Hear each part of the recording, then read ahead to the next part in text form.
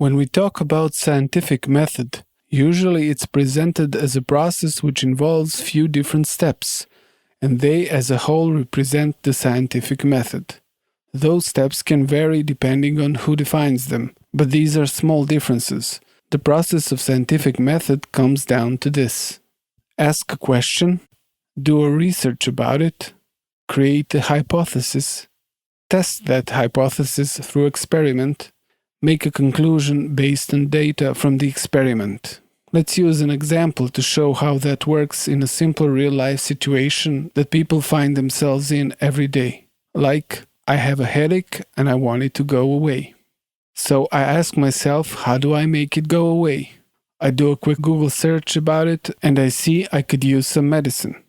So I guess it can help me. I take it to test if it works. I draw a conclusion if it helped me or not. It's all very simple and clear until we come to the conclusion part. If we base the conclusion as a yes or no answer, we're covering a very small amount of things in life, because a very small amount of things that science is trying to figure out can be answered with a yes or no. So this is not how we should draw conclusions while practicing a scientific method. Instead, we should use something called induction. A standard definition for induction is that it's a process of reasoning, used especially in science, by which a general conclusion is drawn from a set of premises, based mainly on experience or experimental evidence. So induction is the second half of the above-mentioned scientific method, the part based on facts. Through experiment, we test our hypothesis over and over again, and we come up with results that very rarely give always the same outcome. Usually, testing gives us a probability, a percentage. That is, in how many cases did the hypothesis proven to be true, and in how many cases it wasn't, depending on what we're testing, and how often is one way or the other.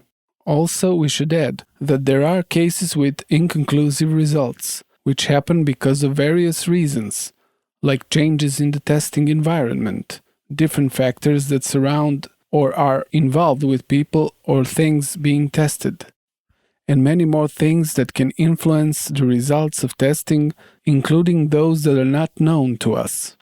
So we see that the results are rarely straightforward, like a yes or no conclusion.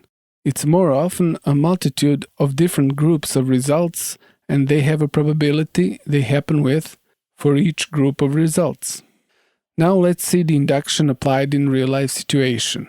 The medicine I googled can help me with my headache, and we'll call it the medicine A. It didn't really help to ease my headache, so how come? It says on the medicine that it's for that purpose. The answer lies in the experiment and the conclusion part of scientific method, or, as we learned, in the induction part. When doing a serious experiment while testing a medicine with real people, you get all kinds of results.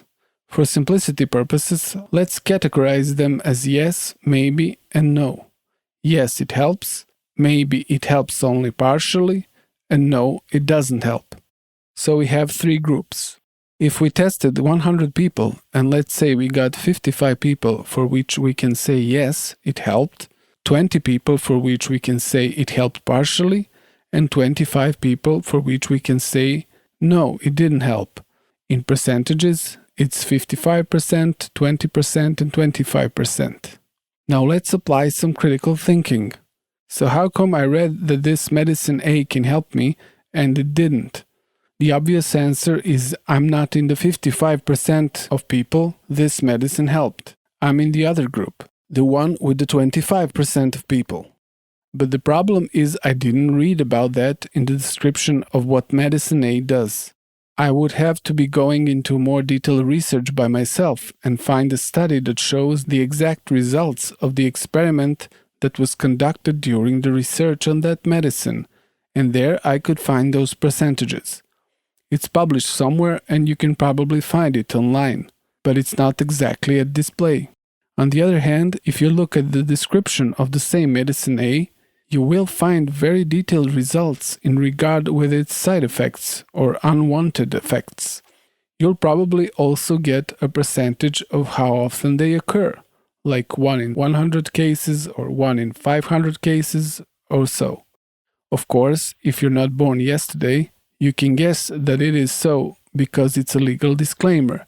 You're being informed of bad things that might happen to you if you use that medicine so that you can't sue the company that's making it. And that's fine. But it seems that there's no obligation that you get informed whether the medicine A will have the wanted effects on you. You know, the effects that are the reason you bought the medicine in the first place. So in the case of medicine A, a scientific method has been applied very thoroughly for both the wanted and unwanted effects. It's just that you're not informed in an equal manner of the result that the experiment showed. You got a very detailed findings about the side effects where the induction part of scientific method was fully applied and made available on the package. But for the desired effects, you got a simple yes or no conclusion. Does it work for a headache? Yes, it does. And it's true, it does, but only in 55% of cases. But that is called marketing, not a scientific method. Because it's also true that it doesn't, in 25% of cases.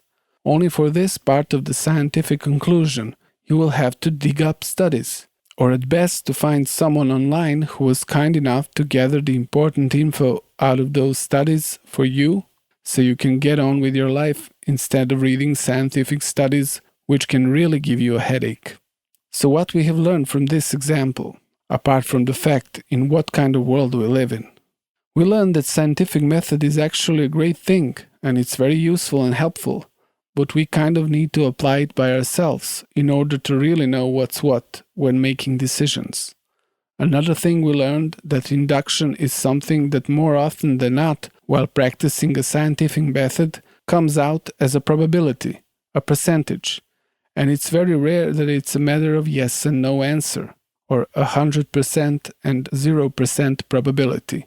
You perform an experiment and repeat it in many cases to get representable results, and you use statistics to showcase those results. And you get a number, a percentage of how often is your hypothesis proven true in an experiment. And you publish the result, which is displayed as a probability, going from 0 to 100%. Let's also use a completely different kind of example to further explain the scientific method and induction. Here it is. 2 plus 2 equals 4.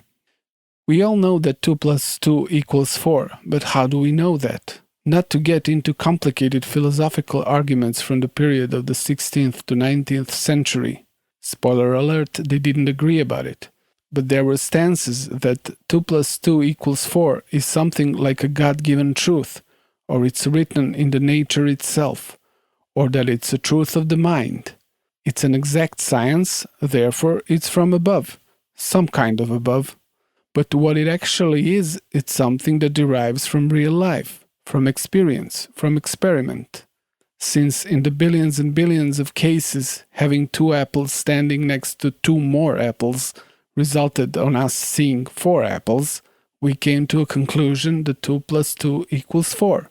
Or 2 of something next to another 2 of something equals 4 of something. And the process how we got to that conclusion is a simple scientific method and its most important part, induction. We applied a practical experiment and it was always the case that 2 plus 2 equaled 4. But let's notice that it was always the case that 2 plus 2 equals 4, which doesn't necessarily mean it will always be the case. If certain theories in physics are true, and our 2 apples find themselves next to another 2 apples somewhere in a galaxy far, far away, near a black hole, where the time and space bend, maybe we'll see 5 apples looking at those 2 and 2 together. Who knows? I'm saying this because induction is based on experience, and what once was doesn't have to always be like that. It's just a correct logical deduction. Meanwhile, back on Earth, we can use induction to conclude that 2 plus 2 equals 4 in 100% of cases.